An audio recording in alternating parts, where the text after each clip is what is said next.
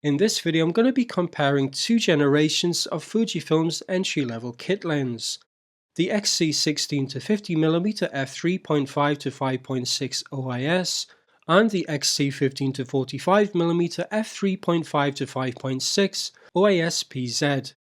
The XC16-50 was released all the way back in 2013 as the kit lens with the XM1. So it's about 5 years older than the 15-45mm, which was released in 2018 to effectively replace it as the entry-level kit lens. Looking at the two lenses side by side, the first most obvious physical difference is in the size. The 15-45 weighs just 136 grams and it's 44.2mm long when collapsed, or 65.2mm when fully extended. The 16-50 meanwhile weighs 195 grams and measures 65.2mm at its widest focal length. The 16-50 comes with a bayonet fitting petal type lens hood to reduce glare and lens flare, and it can be attached backwards when not in use.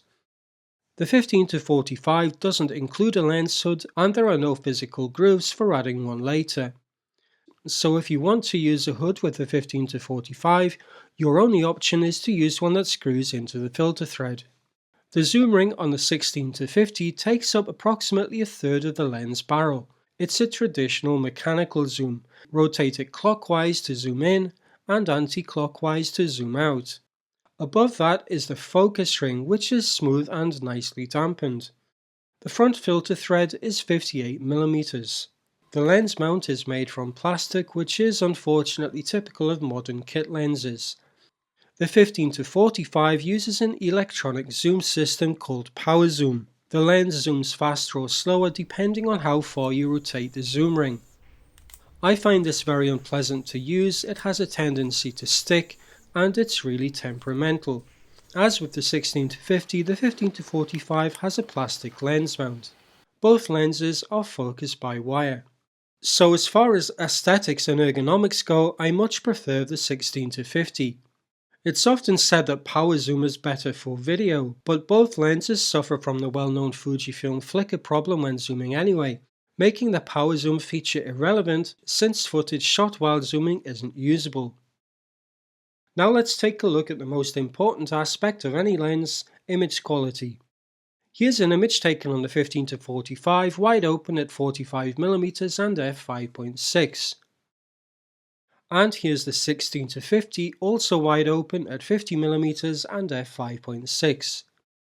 Zoomed in 200%, chromatic aberrations are apparent on the image from the 15-45, with purple fringing in high contrast areas like around the spines on the cactus, while on the 16-50 that purple fringing is completely absent.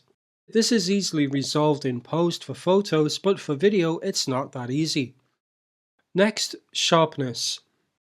This is an image from the 15-45 at 15mm wide open at f3.5. And here's the same shot on the 16-50 at 16mm also wide open at f3.5. As you can see from the amount it crops in, that extra 1mm at the wide end on the 15-45 gives you a wider field of view than you might expect from a 1mm difference, allowing you to fit more into the frame at the same distance from the subject.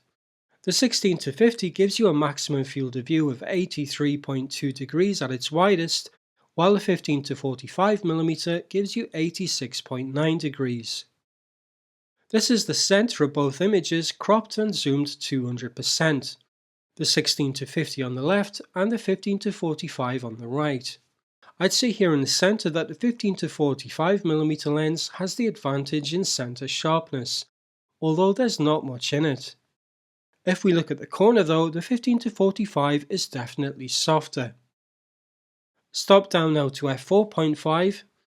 In the center of the image, the 16-50 has already closed that gap and the images are now very similar indeed, although perhaps the 15-45 is still ever so slightly sharper.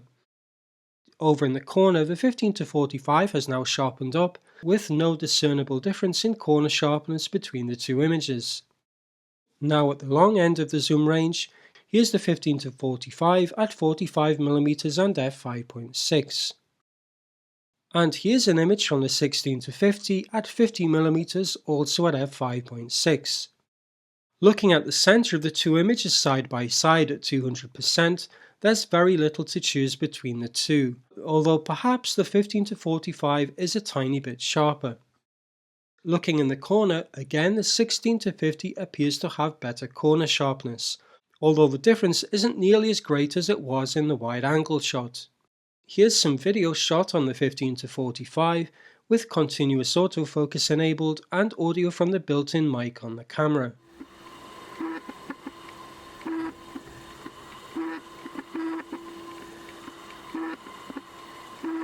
And here is some video shot with the 16 to 50.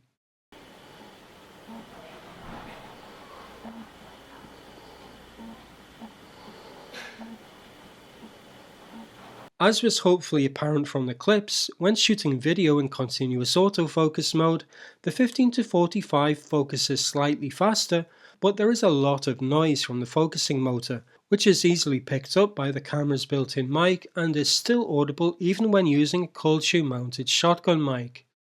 The 16 to 50 is slightly slower at focusing, but the focusing noise is a lot quieter and it's practically inaudible when using an external mic. So, which of these two lenses is the best? This of course is entirely subjective and depends which features are most important to you. On the positive side, the 15 to 45 is smaller, lighter, sharper in the center when shooting wide open, it focuses closer and gives you a wider field of view.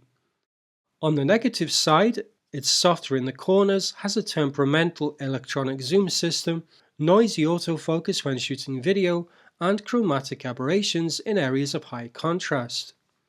The 16 to 50's positive points are the sharper corners, much less chromatic aberration, a smooth mechanical zoom, quieter autofocus in video, and more reach at the long end. But on the negative side, it's slightly less sharp in the center, it's a little bigger and heavier, and has a narrower field of view at the wide end. For me personally, the wider field of view and better center sharpness were enough to outweigh the 15 to 45's shortcomings. And since I generally use manual focus for video anyway, the autofocus noise is less of an issue. So that's the lens I intend to keep. That's it for this video, thanks for watching.